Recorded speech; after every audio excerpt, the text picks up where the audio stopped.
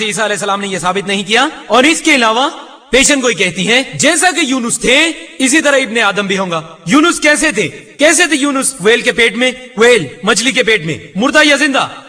जिंदा। जब इन्हें बाहर उगला गया तो वो थे जिंदा। वेल के पेट के अंदर वो समुद्र में घूमते रहे, मुर्दा या जिंदा? जिंदा। उन्होंने अल्लाह की इबादत की, मुर्दा या जिंदा? जिंदा। मछली ने उन्हें साहिल पर उगल दिया, मुर्दा या जिंदा? जिंदा जिंदा जिंदा जिंदा। जब मैं पूछता हूं ईसाइयों से कैसे थे हजरत ईसा अलैहिस्सलाम कब्र के अंदर, गुंबद के अंदर, मुर्दा या जिंदा? वो मुझे कहते मुर्दा। जिंदा? अल्हम्दुलिल्लाह। क्या ये किसी ईसाई ने कहा है? अगर वो जिंदा है अल्हम्दुलिल्लाह तो वो सूली पर नहीं चढ़े। अगर वो मुर्दा है तो उन्होंने अलामत की तकमील नहीं की। आप देख सकते हैं मेरा वीडियो कैसेट। क्या हकीकत में हजरत ईसा अलैहिस्सलाम को मसलूब किया गया था? मैंने साबित किया कि ईसा अलैहिस्सलाम को सूली पर नहीं चढ़ाया गया था, जैसे कि कुरान कहता है सूरह निसा सूरह नंबर 4 आयत नंबर 157 में, वमा कत्लु वमा सलबुहु। उन्होंने उसे नहीं मारा, ना ही उसे मसलूब किया, बस कुछ ऐसा जाहिरी दिखाई दिया था। शुक्रिया डॉक्टर नाइक। सवाल है डॉक्टर विलियम कैम्बल।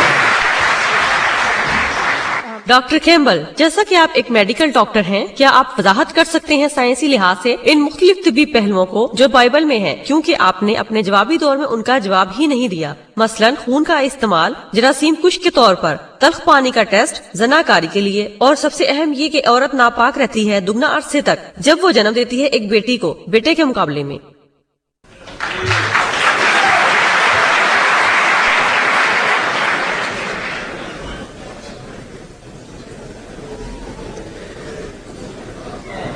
आपके सवाल का शुक्रिया, मैं अभी जवाब देता हूँ। लेकिन डॉक्टर जाकिर को वो सवालात मिल रहे हैं जो किसी ईसाई को मिलने चाहिए।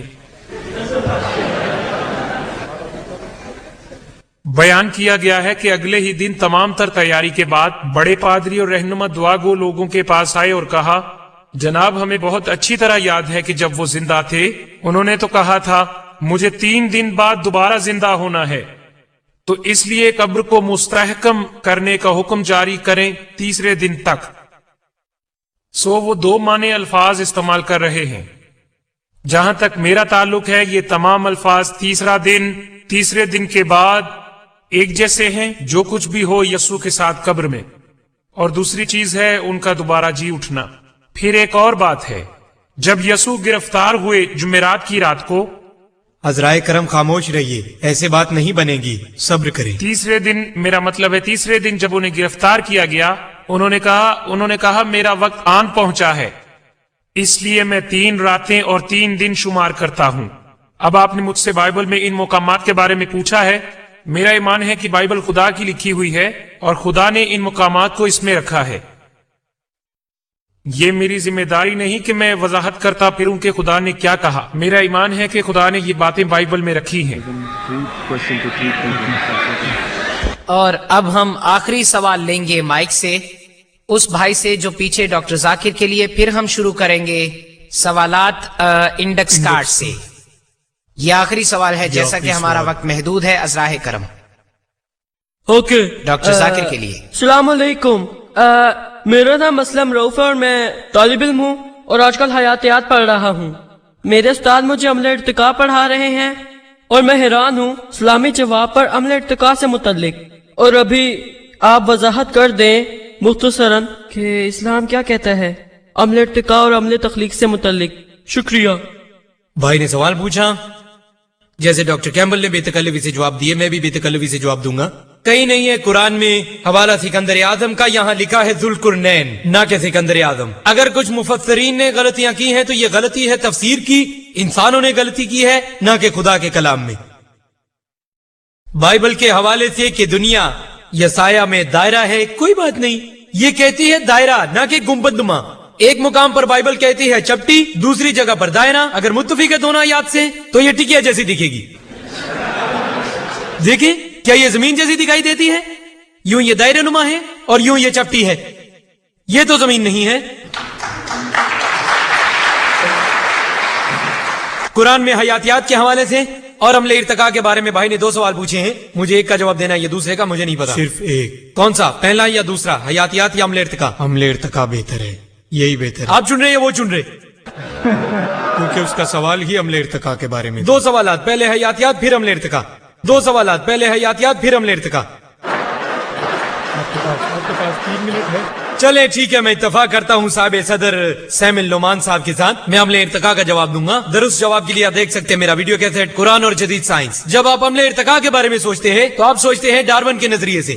और डार्विन जहाज पर गया HMS ब्यूगल नामी, वो कैलाट्रोपिक्स जजीरे पर गया और उसने परिंदों को चोंचले करते हुए देखा ताकों पर, इस मुशाहिदे की बुनियाद पर कि परिंदों की चोंचें लंबी और छोटी दिखाई दी थी। उसने गौर व फिक्र किया कुदरती इंतखाब पर। उसने दोस्त को खत लिखा जिसका नाम थॉमस थॉम्पटन था 19वीं सदी में। उसने कहा कि मेरे पास कोई सबूत नहीं तायद करने का अपनी कुदरती इंतखाब का, लेकिन क्योंकि इसने मेरी मदद की इल्म जनैन के इब्तदाई अज़ा के बारे में तशहीर देने में, इसलिए मैंने ये पेश किया। डार्विन का नजरिया कोई किसी किस्म की हकीकत नहीं रखता, ये सिर्फ नजरिया है। मैंने बिल्कुल वादे किया अपने बयान के आगाज में, कुरान जा सकता है नजरियात के खिलाफ क्योंकि नजरियात उल्टा मोड़ लेते हैं, लेकिन कुरान खिलाफ नहीं होगा किसी मुसलमान हकीकत के। और स्कूल में हम पढ़ते हैं डार्विन का नजरिया जैसे कोई हकीकत हो, ये हकीकत नहीं। यहाँ कोई साइंसी सबूत मौजूद नहीं, ये कुछ गुमशुदा कड़ियां हैं। इसलिए अगर कोई अपने दोस्त की बेइज्जती करना चाहे अपने साथी की, वो कहेगा अगर तुम मौजूद होते डार्विन के जमाने में तो डार्विन का नजरिया सच साबित हो जाता। इशारतन ये कहना कि तुम लंगूर लगते हो। कई गुमशुदा कड़ियां हैं डार्विन के नजरिए में। और मुझे ऐसे 4 ढांचों का पता है जो मौजूद हैं, यानी होमिनाइड्स यानी लूसी, अथेरोपिटिकस और उनका मददगार होमो इरेक्टस, निएंडरटॉलमैन, क्रो-मैग्नन। तफसील के लिए आप देख सकते हैं मेरा वीडियो कैसेट। सालमी हयातियात के बारे में हेंसी क्रीक के मुताबिक वो कहता है नामुमकिन है कि हम बंदरों से इर्तिका पजीर हुए हों। DNA कोडिंग के हवाले से ये नामुमकिन है। आप देख सकते हैं मेरा वीडियो कैसेट, ये पूरी तफसील देगी। हयातियात के कुछ हिस्सों के मुतालिक मुझे कोई एतराज नहीं। कुरान कहता है सूरह अंबिया में सूरह नंबर 21 आयत नंबर 30 के वजअलना मिनल माई कुल्ला शैइन हय्य अफला युमिनून, हमने पैदा किया हर जिंदा चीज को पानी से, क्या तुम यकीन नहीं करते? आज हम जानते हैं कि हर कोई जिंदा मखलूक का बुनियादी जुज फुलियां है जिसमें साइटोप्लाज्म होता है जो 90% पानी पर मुश्तमिल है। हर जिंदा मखलूक दुनिया में जिसमें तकरीबन 50 से 90% पानी होता है। अंदाजा करें अरब के सहराओं में कौन अंदाजा करेगा कि हर चीज पानी से बनी है? कुरान ने ये कहा है 1400 साल पहले। और इसलिए नाइक शुक्रिया बहुत बहुत शुक्रिया। अब हम शुरू करेंगे सवालात पर्चियों पर कागज की। हमारे पास ये है डब्बा डॉक्टर विलियम कैम्बल का और ये डब्बा है डॉक्टर जाकिर नाइक का। हम इनकी नामों वाली जानिब फेर देते हैं ताकि ये ना देख सकें, आप लोग देख सकें। वो इनमें से सवालात उठाएंगे, बगैर इस डिब्बे को देखे और इसका जवाब देंगे। जो भी पर्ची वो उठाएंगे उन्हें इसका जवाब देना होगा। पहला सवाल है डॉक्टर विलियम कैम्बल के लिए और अगला सवाल है डॉक्टर जाकिर। ये दोनों सवालात पहले ही उठा सकते हैं ताकि हमारा वक्त जाया ना हो उनके सवालात पढ़ने में। सो एक एक सवाल होगा। हम इजाजत देते हैं डॉक्टर विलियम कैम्बल को कि वो अपना सवाल पढ़ लें ताकि मुश्किल ना हो। मैं सवाल तो पढ़ूंगा मगर पहले ये बात करना चाहता हूं कि हर चीज पानी से बनी है।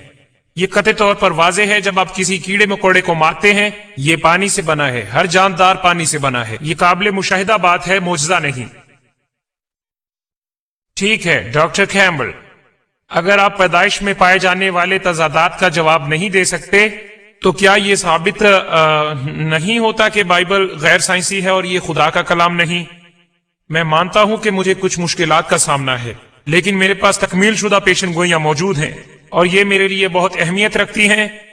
ये पेशन गोई कहती है यसु संगे बुनियाद है और उनकी बुनियाद रखी गई है शागिर्दों और खुदा के पैगंबरों पर, और पैगंबरों ने पेशन गोइयां की और शागिर्दों ने उन्हें लिखा जब खुदा ने पेशन गोइयों की तकमील की।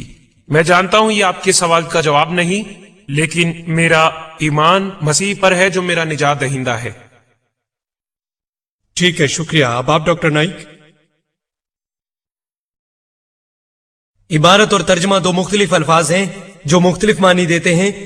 बाइबल में इंग्लिश इबारत और तर्जमा, क्या साइंसी तौर पे तर्जमा और इबारत साबित हो सकता है कि ये दोनों बिल्कुल एक ही हैं? क्या खुदा ने मूसा पर और ईसा अलैहिस्सलाम पर वही इंग्लिश में नाजिल की?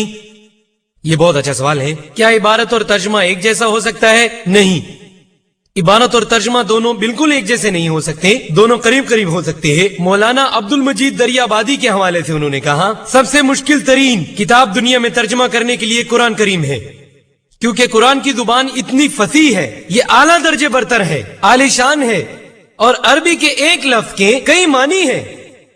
यही वजह है कि कुरान का तर्जुमा करना बहुत मुश्किल है, ये एक जैसा नहीं। अगर यहाँ कोई गलती है तर्जुमे के अंदर یہ انسانی ہاتھ کا کام ہے. جس انسان نے ترجمہ کیا ہے اس کا قصور ہے، نہ کہ خدا تعالیٰ کا. اب رہا سوال کہ کیا بائبل انگلش میں نازل ہوئی؟